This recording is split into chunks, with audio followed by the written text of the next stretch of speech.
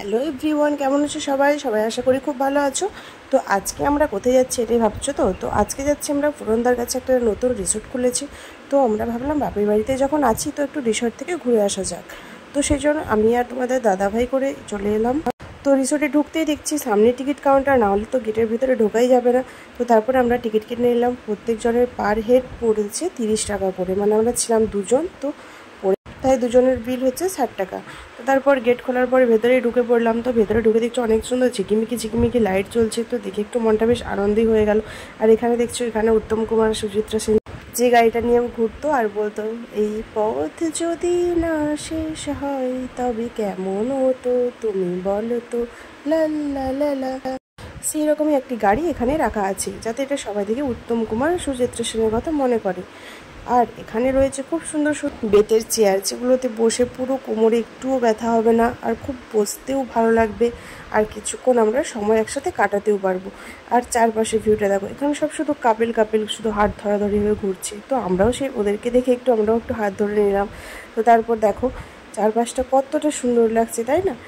এবং এখানে খুব সুন্দর লাইট দেওয়া আছে। আর যেটা মানে অতিরিক্ত লাইট নেই, তাই ক্যামেরাতে পুরো ভালো করে ক্যাপচার আসছে না। তো এখানে যেহেতু এটা ইভিনিং ওয়ার্ক, তো সেই জন্য হালকা আলো দেওয়া আছে, যাতে প্রত্যেক কাপেল ভালোভাবে টাইম পাস করতে পারে। তো এখানে দেখতে পাচ্ছ, আর আমরা সেখানে কিছু একটু রিলস বানিয়ে নিয়েছিলাম, যেগুলো আমি তোমাদের সাথে এফবিতে বা ইউটিউবে শেয়ার করেছি। তো এখানে আমরা দেখতে যাচ্ছিলাম এই কটেজগুলো। তো এগুলো কটেজগুলো দেখানোর জন্য সেখানে আলাদা লোক পাওয়া যায়, বা ওখানে যে ম্যানেজার আছে তাকে বললে এই কটেজগুলো খুলে দেখায়। আমরা যেহেতু আগেও এখানে গিয়েছিলাম, তো সেখানে আমাদের ম্যানেজার প্রথমেই কটেজগুলো খুলে দেখিয়েছিল। তো কটেজগুলো আমরা যেগুলো দেখেছিলাম সেগুলো হচ্ছে একটা করে বেড আছে। ওখানে আপনারা একটা রাতও থাকতে পারেন কিংবা 2 রাতও থাকতে পারেন। ওখানে সব রকম ব্যবস্থা আছে।